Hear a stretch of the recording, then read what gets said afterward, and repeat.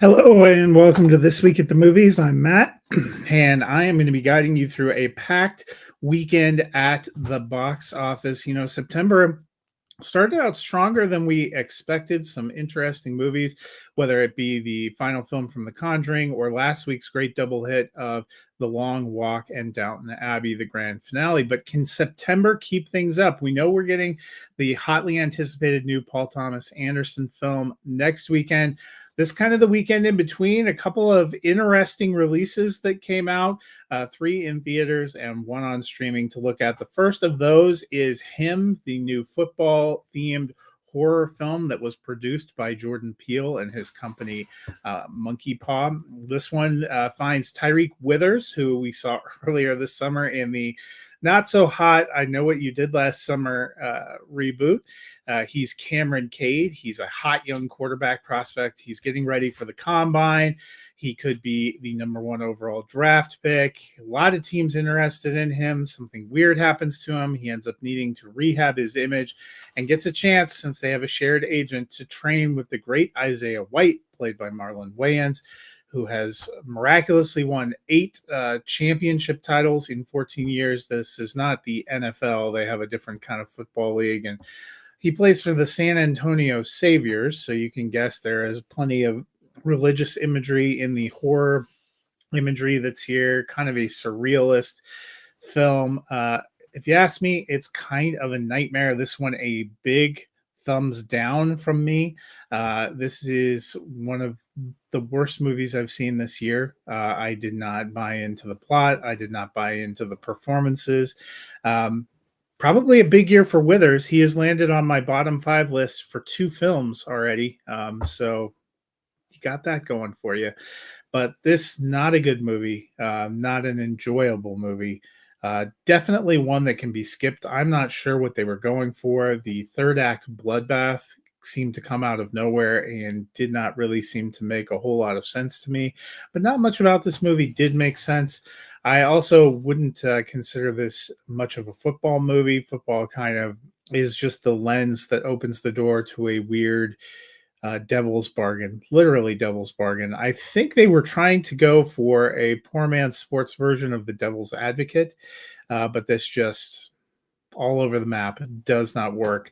I would say it's safely skippable. I was not too excited about it going into it based on the marketing, but the actual experience of it was a little bit worse than I was expecting. So I am not a fan of Him.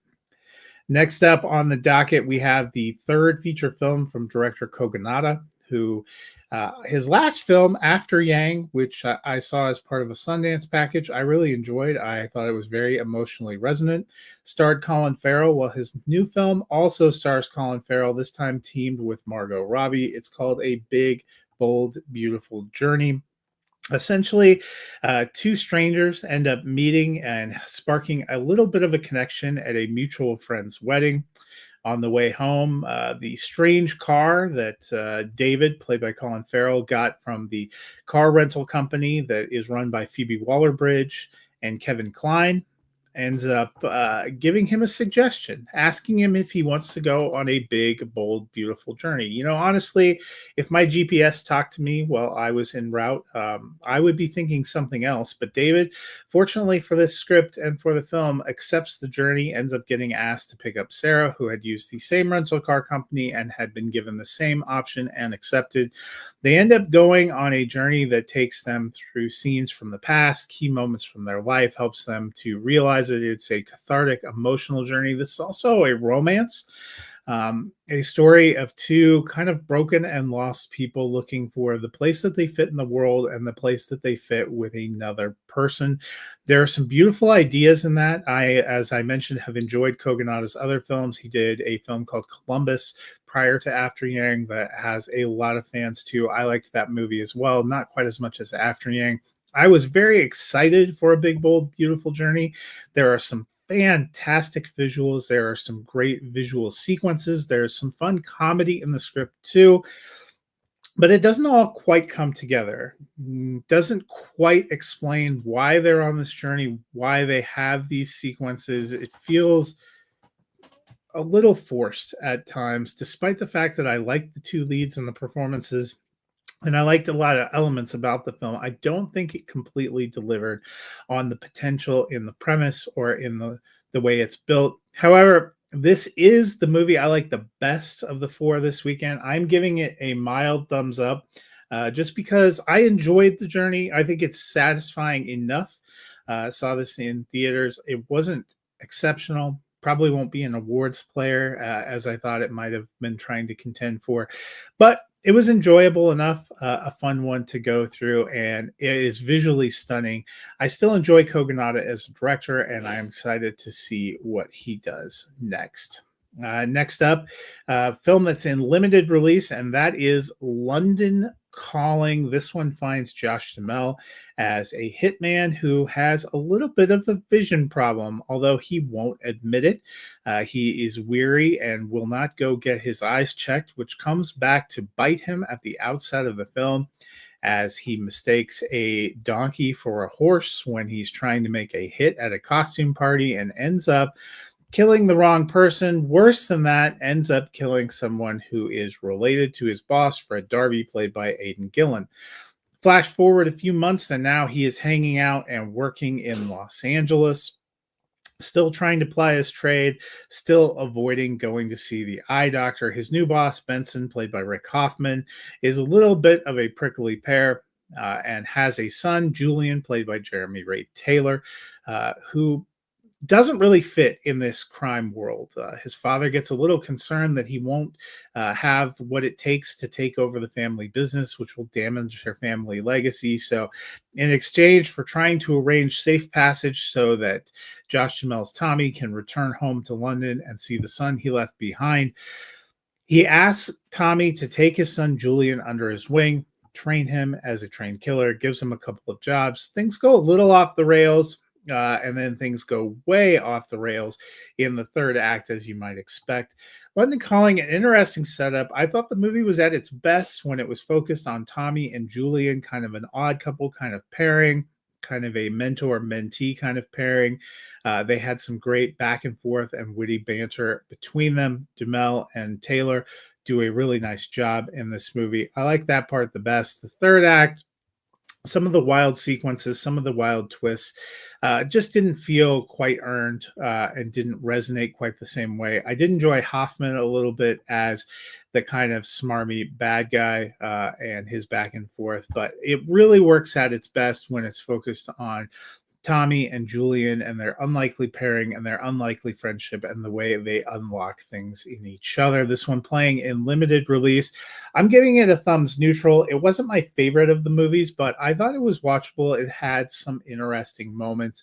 Again, I really liked that pairing of those two together. There were some funny bits. An hour and 54 minutes, it might be a little bit long, might have been a better movie at around the 90-minute mark, but that's the way it goes. Final movie this week is a Hulu original release that dropped on Friday called Swiped. This one features Lily James as Whitney Wolf. Whitney Wolf, as a young, idealistic entrepreneur, gets pulled into a company where she helps to shape and ends up being titled a co-founder of the dating app Tinder, which obviously took off and is pretty memorable. She also was having an interoffice romance with one of the co-creators, one of the people that was part of the company. Things go south. She starts getting harassed and ends up having an ugly exit for that company before going on with some friends to found a different company with a different outlook and a different philosophy toward the workplace and toward women, which is the dating app Bumble. So you can see why they called it Swiped. You spend a lot of time learning about the politics of the people behind dating apps that you probably are familiar with the name, but may or may not have used. That was certainly the case with me. I know what they are. I've heard the names. Didn't know that much about them. You don't really learn that much about the products or what the company made the company successful or what they're trying to do in this either. It's kind of narrowly focused on Whitney Wolf's story, which is interesting because when Wolf left Tinder, she settled with the company and signed an NDA. And they're very clear at the end to say that she participated in no way in telling the story, which is interesting because it seems to be a biopic of and about her and her journey with a lot of internal thoughts and monologues. So that seems a little bit confusing. I like Lily James. I like her as a performer. I really enjoyed her earlier this year at the end of summer in the movie Relay. This just doesn't feel like quite the right material. The film doesn't come together all that well. It's an hour and 50 minutes, but it feels a little bit longer than that. It also feels more ponderous than that. It takes some weird turns. Dan Stevens is back plying his craft at another strange accent. His character not really explained. His relationship to previous company and the scandals that were going on are not really explained. This just isn't a movie that seems to have a firm grasp on its subject or on what it is trying to tell us. So this one, thumbs neutral. It wasn't terrible. There are some interesting things about James and the performance and some of her work with her friends, and there are some lighthearted sequences. But for the most part, this almost felt like something that started as a Lifetime movie of the week that then they tried to invest a little bit more money in and make a little bit more palatable, and it doesn't quite get there. So that'll do it for the 4 new releases out this week. As you can probably tell, not a great set of movies this weekend. Next weekend, we have One Battle After Another. Plus, in limited release, Dead of Winter, which is a action movie starring Emma Thompson. I know you're going to have questions, and I will be talking about that, as well as a great starring vehicle for June Squibb, the movie Eleanor the Great, that was directed by Scarlett Johansson. So that'll be something fun to talk about. Plus, I am very excited for One Battle After Another. So we will end September with a couple of interesting releases. We'll talk about that next week before we are on to a packed October schedule as well. Until then, we'll see you guys at the movies.